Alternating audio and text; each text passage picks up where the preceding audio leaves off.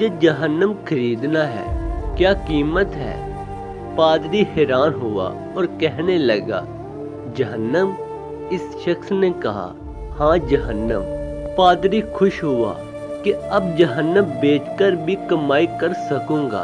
एक पादरी ने ऐलान किया कि जिसने जन्नत खरीदनी है वो हमसे राब्ता कर सकता है, और जाहल लोग जन्नत हासिल करने के लिए बड़ी बड़ी रकम अदा करना शुरू हो गए। ऐसे में एक अक्लमंद शख्स ने जहालत का शिकार इन लोगों को इस अहमकाना काम से रोकने के लिए हर मुमकिन कोशिश की, लेकिन सब बेसूर।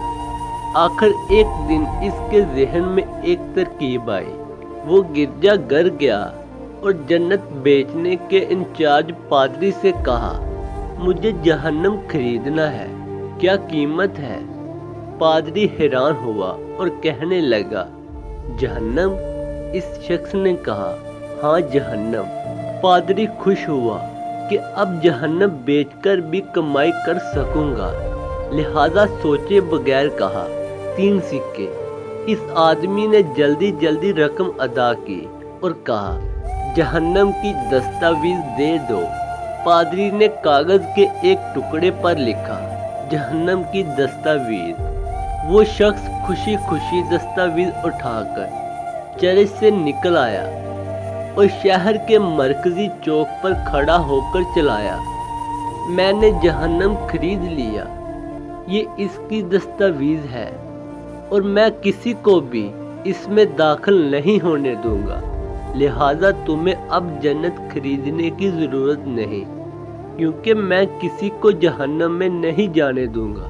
ये शख्स था जिसने अपने इस इक़दाम से लोगों को इनकी लाइल्मी की वजह से जाने वाली हमाकत से निजात दिलाई। दुनिया में एक ही खूबी है, आगाही, जबकि जहालत एक गुनाह है। आजकल लोग ज़्यादा गुनाहों की तरफ जा रहे हैं। दोस्तों, आप भी ऐसे बनो कि गुनाहों से लोगों को रोका करो। ये ना कहा करो कि अगर कोई गुनाह कर रहा है तो उसे करने दो, हमें क्या। उसे रोका करो, समझाया करो कि भाई अल्लाह से डरो, जहन्नम की आग से डरो। कल को क़यामत के दिन क्या मुंह दिखाएंगे अल्लाह को कि हम दुनिया में कौन कौन से गुनाह किया करते थे। दुआ है कि अल्लाह ताला हम सबको इस पर अमल करने की तौफीक अता फरमाए। दोस्तों, अगर कहानी अच्छी लगी हो तो इसे ज़्यादा से ज़्यादा शेयर करें, ताकि आपकी वजह से किसी इंसान को सबक हासिल हो।